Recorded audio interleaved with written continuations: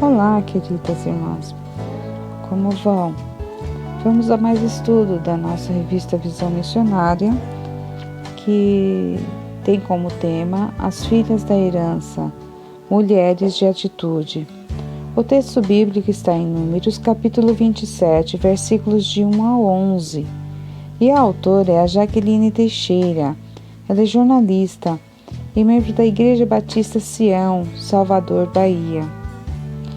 E essa história é de 5 mulheres, filhas de Zelofeade, da tribo de Manassés, descendentes de José, que perderam seu pai.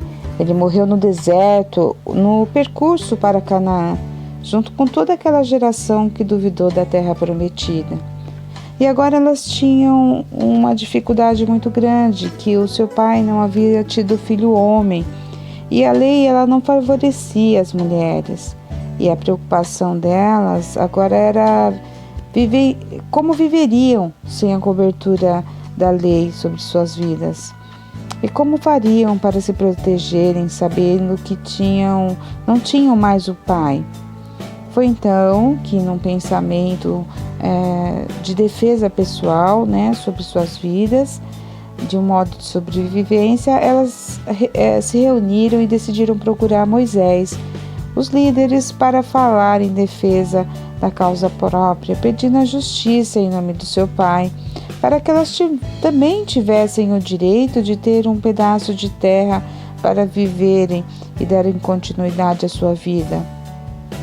Quando Moisés soube da causa delas e da história, ele pensou primeiramente em apresentar a Deus, porque a lei haviam dito, tinham dito da lei em relação a essa situação, e Moisés seguia a lei, e com o testemunho delas, Moisés preferiu que Deus julgasse essa causa e lhe desse entendimento na fala. E Deus, por sua infinita misericórdia e sabedoria, não só achou justo o pedido delas, como também estabeleceu uma nova lei que beneficiou todo o povo, e em especial as mulheres, Tudo porque 5 mulheres não só não se conformaram com a sua condição de exclusão, mas que foram percussoras, em meio ao povo hebreu. E essas são as 5 filhas de Zelofeade, que são conhecidas como as filhas da herança. Elas ficaram conhecidas assim diante do povo hebreu. E essa situação parecia ser uma causa impossível naquele momento, pela posição delas como mulheres. Mas elas agiram de maneira corajosa, buscando a justiça de Deus, e por isso foram abençoadas. E aí agora nós vamos ver o que nós podemos tirar e aprender um pouco mais sobre esses ensinamentos, O que essa história traz para nós? Primeiramente, a autora nos ajuda a pensar que temos que ter coragem e ousadia para nos posicionarmos. Então, nós vimos na história que essas mulheres, elas tinham que tomar decisões, tinham que tomar uma decisão. E pior de tudo é que era numa hora muito difícil, uma hora de muita tristeza para suas vidas, porque elas ainda estavam sofrendo, chorando o peso da morte do pai. Mas assim mesmo elas foram ousadas e corajosas. Porém, sem perder o respeito com o seu líder, com a liderança, com o próximo. Elas não usaram de autoritarismo, de prepotência, mas elas sempre se posicionaram com humildade e de maneira digna diante dos sacerdotes. E elas argumentaram de forma coerente e respeitosa. Então, aprendemos que nós precisamos ser corajosas e ousadas para nos posicionarmos como mulheres que somos e como mulheres especialmente cristãs. Jamais podemos confundir a nossa posição da ousadia com agressividade que nos leva a perder a razão. E nós temos essa orientação dentro da palavra de Deus, até lá em Josué, capítulo 1, versículo 9, que diz assim: seja forte e corajoso, não se apavore, nem se desanime, pois o Senhor, o seu Deus, estará com você por onde você andar. Então não precisamos temer o momento, mas agir com justiça. O segundo ponto aqui é que devemos ocupar um lugar na sociedade e no meio do povo de Deus. Então, essas meninas, elas conquistaram o seu direito de herdeiras legítimas, né? Participantes da promessa de Deus. Todas nós fomos chamadas para essa grande obra. E tem espaço para todo mundo. Mas o que temos feito para nos tornarmos participantes e mostrarmos a nossa relevância perante a sociedade?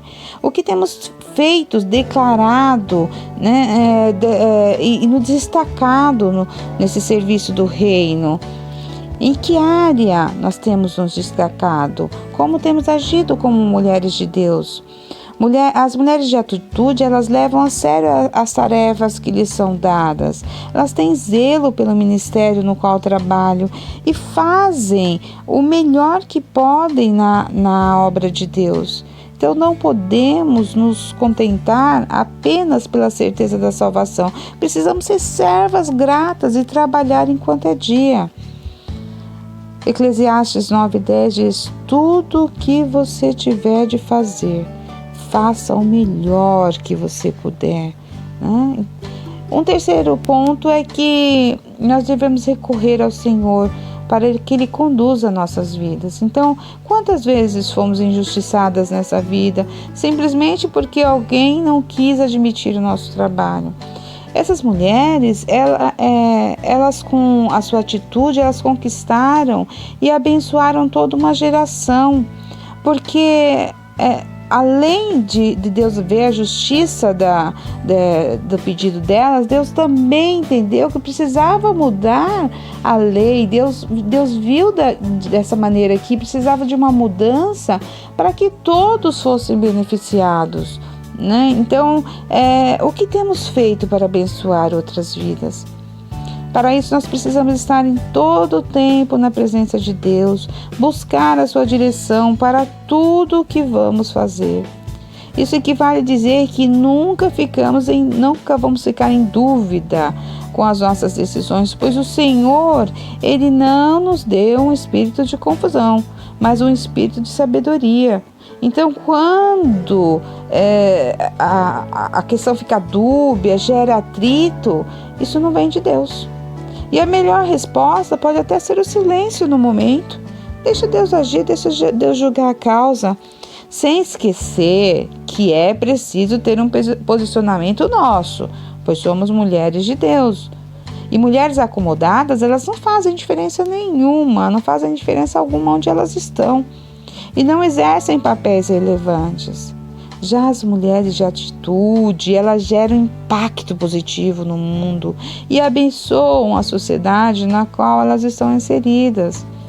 Nossa causa deve ser entregue a quem tudo pode, o nosso Senhor. Então, mulheres cristãs do século XXI, devemos assumir a responsabilidade de deixar um legado relevante para a próxima geração, espalhando a justiça, o amor e a salvação do nosso Deus. Cada semente que plantamos faz a diferença. Qual tem sido a sua fala nesses últimos dias com a sua família, com o próximo, com o seu vizinho? Como você tem abençoado a vida de alguém?